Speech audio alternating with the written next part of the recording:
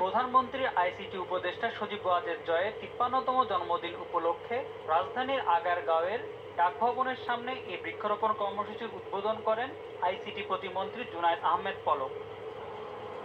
জানান, সজীব ওয়াজেদ জয়ের ৫৩তম জন্মদিন উপলক্ষে সারা দেশে ১ লাখ বৃক্ষরোপণের পরিকল্পনা নেওয়া হয়েছে।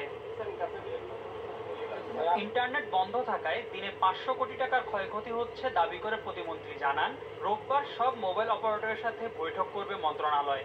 বৈঠকের পর ২-১ দিনের মধ্যেই আসতে পারে মোবাইল ইন্টারনেট চালুর বিষয়ে সিদ্ধান্ত। আমরা আগামীকাল সকাল ৯টায় মোবাইল নেটওয়ার্ক অপারেটরদের সাথে বৈঠক দিয়েছি। সেই বৈঠকে আলোচনা সাপেক্ষে আমরা যত দ্রুত সম্ভব আমরা চেষ্টা করছি আগামীকাল পরশুর মধ্যেই তাদের সাথে আলোচনা করে আমরা মোবাইল ব্রডব্যান্ডটাও 4G নেটওয়ার্কটাও আমরা উন্মুক্ত করে দেব।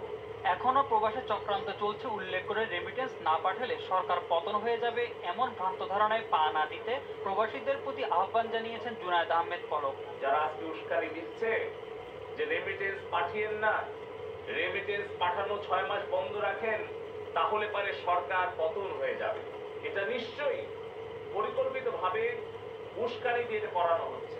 বিএনপি জামায়াতের দুষ্কৃতিকারীরা এখনো প্রবাসীদের উস্কানি দিচ্ছে বলেও অভিযোগ করেন